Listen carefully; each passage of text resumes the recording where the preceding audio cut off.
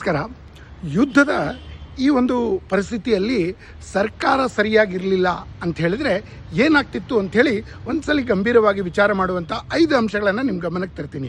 ಮೊದಲನೇದಾಗಿ, ಕೆಲವೊಂದಷ್ಟು ಜನ ಮೈನಾರಿಟಿಗಳು ಖಮೇನಿಯ ಹತ್ಯೆ ಆಗಿದ ತಕ್ಷಣ ಬೀದಿಗಿಳಿದಿದ್ದಾರೆ ಅಂತ ಹೇಳಿದ್ರೆ ಕಾಂಗ್ರೆಸ್ ಅಲರ್ಟ್ ಆಗಿ ಇರಾನ್ ಜೊತೆಗೆ ನಿಂತ್ಕೊಂಡ್ಬಿಡ್ತಿತ್ತು. ಇದು ನಾನಲ್ಲ, ಕಾಂಗ್ರೆಸ್ಸಿನ ಅನೇಕ ಸಪೋರ್ಟರ್ಸ್ಗಳು, ಕಾಂಗ್ರೆಸ್ಸಿನ ನಾಯಕರು ಖಮೇನಿಯ ಬಗ್ಗೆ ಇರುವಂತಹ ಪ್ರೀತಿಯನ್ನು ಓಪನ್ ಆಗಿ ತೋರಿಸಿದ್ದು ಇದಕ್ಕೊಂದು ಉದಾಹರಣೆ.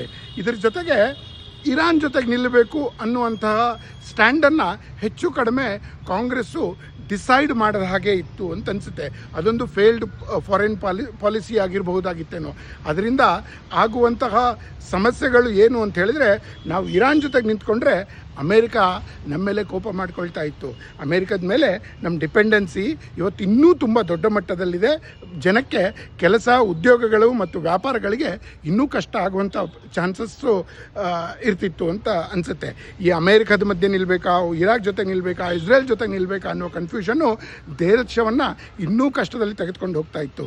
ಇನ್ನು ಇದರಿಂದ ಆಗುವಂಥ ಇಂಪ್ಯಾಕ್ಟ್ಗಳು ಈಗೇನಾಗಿದೆ ಅಲ್ವಾ, ಈ ಥರದ petrol, diesel, LPG, auto LPG ಅಭಾವಗಳು ಇನ್ನೂ ದೊಡ್ಡ ಮಟ್ಟದಲ್ಲಿ ಹೋಗಿ ಸಬ್ಸಿಡಿಗಳನ್ನೇನು ಕಾಂಗ್ರೆಸ್ ಕೊಡ್ತಾ ಇತ್ತಲ್ಲ, ಆ ಸಬ್ಸಿಡಿಗಳನ್ನು ಕಂಟಿನ್ಯೂ ಮಾಡಿದರೆ ಇವತ್ತು ಮೋದಿ ಸರ್ಕಾರ ಏನು ಕ್ಯಾಶ್ ರಿಚ್ ಆಗಿ ತನ್ನ ಸ್ವಂತ ಕಾಲ ಮೇಲೆ ನಿಂತ್ಕೊಂಡಿದೆ, ಅದಾಗಲಿಕ್ಕೆ ಸಾಧ್ಯವಾಗ್ತಿರಲಿಲ್ಲ.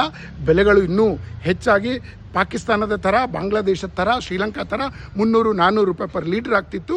ಇದರಿಂದ ಜನರಲ್ಲಿ ಒಂದು ರೀತಿಯ ಕಿಯಾಸ್ ಪ್ರಾರಂಭ ಆಗ್ತಿತ್ತು ಅಂತ ಅನಿಸುತ್ತೆ. ಇಷ್ಟೆಲ್ಲ ಮಾಡಿದ ಮೇಲೆ ಇನ್ನು ಕಾಂಗ್ರೆಸ್ ತನ್ನ ಹುಟ್ಟುಗುಣವನ್ನು ಬಿಡ್ತಿತ್ತಾ? ಇದನ್ನೆಲ್ಲ ತೋರಿಸ್ಬಿಟ್ಟು ತಾನು ಲೂಟಿ ಮಾಡ್ಕೊಳ್ಳೋದನ್ನು ಮಾತ್ರ ನಿಲ್ಲಿಸ್ತಾನೆ ಇರಲಿಲ್ಲ. ನೆನಪಿರಲಿ, ಸರಿಯಾದ ಸರ್ಕಾರ, ಸರಿಯಾದ ನಾಯಕ, ಸರಿಯಾದ ಪಕ್ಷವನ್ನು ಆಯ್ಕೆ ಮಾಡುವಂಥದ್ದು ಎಷ್ಟು ಪ್ರಮುಖ ಅಂತ ಹೇಳಿದ್ರೆ ನಮಗೆ ಕೋವಿಡ್ ಸಮಯದಲ್ಲಿ ಗೊತ್ತಾಗಿದೆ, ನಮಗೆ ಈ ಯುದ್ಧದ ಸಮಯದಲ್ಲಿ ಗೊತ್ತಾಗಿದೆ. ಕಾಂಗ್ರೆಸ್ ಇದ್ದರೆ ಏನಾಗ್ತಿತ್ತು ಅಂಥೇಳಿ ಈ 4-5 ವಿಷಯಗಳನ್ನು ನಿಮ್ಮ ಗಮನಕ್ಕೆ ತಂದಿದ್ದೀನಿ. ಸರಿಯಾದ ಡಿಸಿಷನ್ ಮಾಡಿದ್ದೀರಾ BJP ಮತ್ತು ನರೇಂದ್ರ ಮೋದಿಯವರ ಜೊತೆಗಿದ್ದು. ಧನ್ಯವಾದ.